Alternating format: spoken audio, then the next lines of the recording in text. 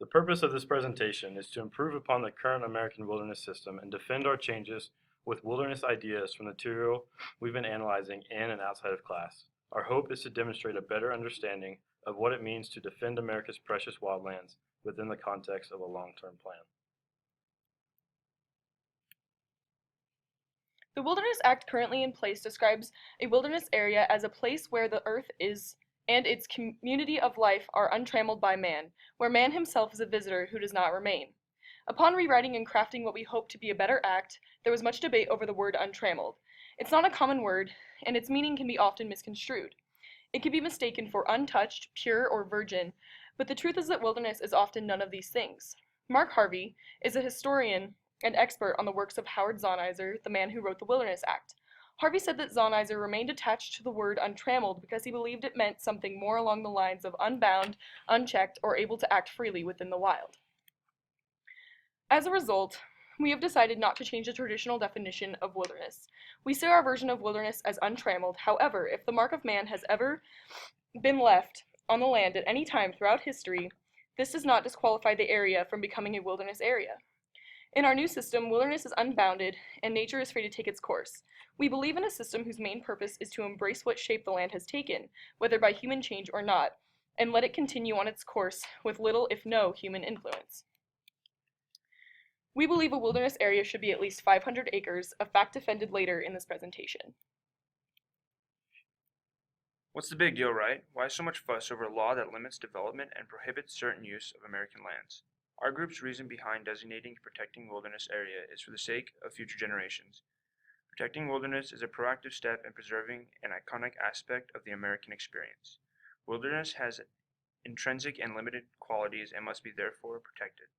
As industrialization advances and expands, it is only natural that the fight for wilderness preservation should as well.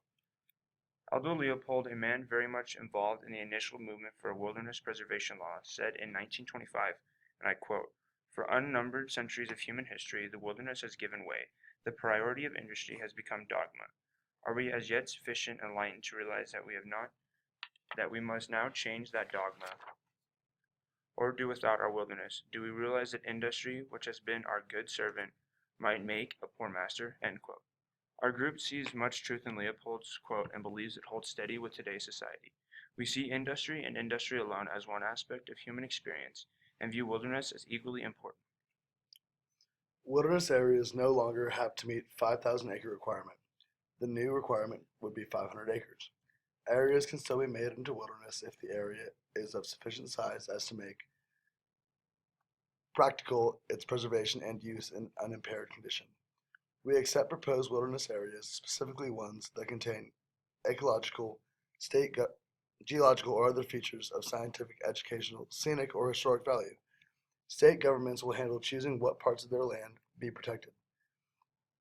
All wilderness currently under federal control will remain that way, but any new areas adapted will be designated by state governing bodies. We are seeking to increase the amount of wilderness in America from 4.7 to a solid 6%. It would be unrealistic to cut off any possibility of recreational use in a wilderness area, simply because part of the rationale for preserving wilderness is for future generations. However, to feel and see a place untrammeled by the industrialized touch of man. However, restrictions are necessary to keep wilderness free to take its natural course. Backpacking with the use of modern camping gear is allowed so long as it leaves no permanent mark on the land. Therefore, methods do not need to be necessarily primitive, but rather leave no impact. There are arguments against the use of technological aids such as GPS in wilderness because it may take away from the wilderness experience. We believe GPS is actually a benefit to the modern wilderness enthusiast if they feel the use is needed. By implementing these new technologies, there is less of a chance of hikers being lost, and therefore less chance of emergency transportation to leave a mark on designated wilderness areas. Just like in the original act, no mechanized objects will be used to enter or modify wilderness areas unless allowed through the exceptions in the roads or wildfire portions of this presentation. While some may argue trails into wilderness areas heighten the risk for invasive species and stress on the area's carrying capacity, trails are actually inevitable. Animals make trails, and in turn, humans are bound to make trails if they are allowed into wilderness areas, whether they are trails or not. By creating trails, the scars on the land will remain consistent, limited, and the wilderness will have a lower risk of being haphazardly marked. One of the biggest differences between wilderness and civilization is the existence of roads. If we really want to protect our wild places and the ecosystems they encompass and savor them for future generations to come, we'll stop making it so easy for mass amounts of humans to travel there. From the Wilderness Act of 1964, but restated in my own words, only to pre-existing conditions and exceptions to private rights, commercial enterprise and permanent roads are not allowed within any of the wilderness areas labeled in our changes to the Wilderness Act of 1964. Roadways and access points are only allowed if deemed necessary to meet minimum requirements for the area, such as health and safety emergencies involving people in the area. Motor vehicles, motorized equipment, motorboats, the landing of aircraft, and the other mechanical transports are not allowed in the designated wilderness areas. Our group believes Edward Abbey said it best when considering the implementation of roads and wild places. In the first place, you can't see anything from a car. You've got to get out of the goddamn contraption and walk. Better yet, crawl. On hands and knees over the sandstone and through thorn bush and cactus. To restore naturalness to wilderness areas, all mining operations, including the claims established before 1964, will be mandated to halt the extraction of minerals or any other resource. As part of the wilderness process, all evidence of mining must be removed, after which privately owned land will be granted adequate use and access that comply with the guidelines found elsewhere in the Act.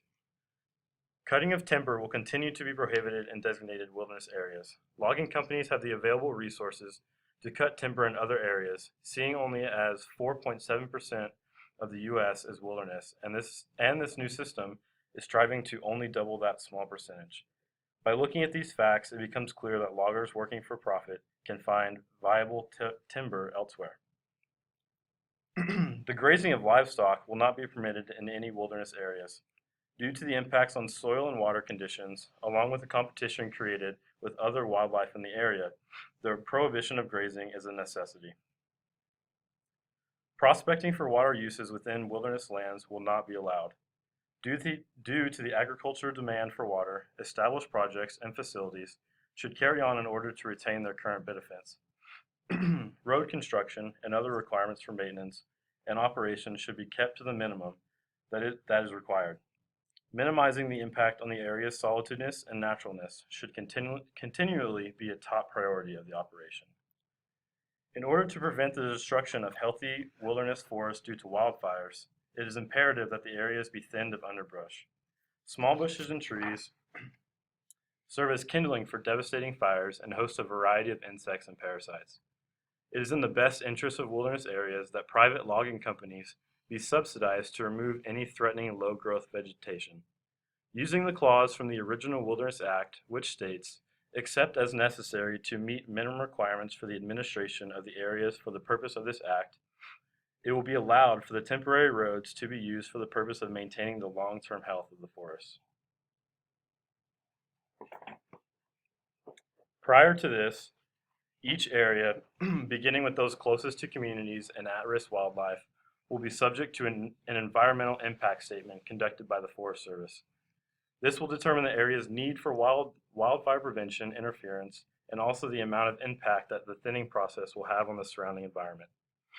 After the forest is thinned or found unfitting to do so, no further human interaction will be tolerated. From that point forward, wildfires will be allowed to take their natural course in order to uphold the integrity of the wilderness. This is a vital step in protecting forest areas and preventing casualties that come with firefighting in the wild. So are we guardians or gardeners of this American wilderness? Well, there's no straightforward answer. It is impossible to say we will not interfere at all, but equally as absurd to say we must control everything that happens in our wilderness environment. Because of this, our group places ourselves on what we call the guardian-gardener spectrum. As demonstrated on the graphic, we see ourselves as primarily guardians of our wilderness, but that is not to say we leave it completely alone. As stated earlier in this presentation, dangerous undergrowth situations and emergencies will require some human influence on these areas, therefore not making us absolute guardians, but minor gardeners. A good example of our primarily guardian policy is in regards to species reintroduction. In general, our group opposes this idea. Regardless of how the animal became non-existent in the given area, we do not see it as human responsibility or right to tamper with processes that have already taken place. In many cases, the more humans attempt to rewild a place, the more possibility there becomes of a negative domino effect. Macquarie Island, south of Australia, heeds this warning. In the early 1800s, seal hunters introduced cats and predatory birds on the island, and what followed was a detrimental domino effect. Rabbits, which served as food for the predatory animals, boomed in population, so as a response they introduced a virus. It did reduce the rabbits, and soon the cats and predatory birds were going hungry, therefore leading them to slaughter seabirds. Thanks to human choice and action in regards to the Macquarie Island ecosystem, the system crumbled and it will never be the same. Although those people were making what they saw as the best decision at the time, we think it's best to avoid the reintroduction of species based off of what history tells us. Once our version of the Act is hypothetically enacted, the processes for change vary depending upon the essence of the request. To incorporate new wilderness areas, it will take an act of legislature. However, to make changes in size or policy within an existing wilderness area, it will be the responsibility of the closest agency fit to manage wilderness, such as the National Park Service or Forest Service. Why do we need more wilderness? We already have enough. Only 4.7% of America is designated wilderness. The rest is either public access or developed land. But not all areas that are undeveloped are official wilderness areas.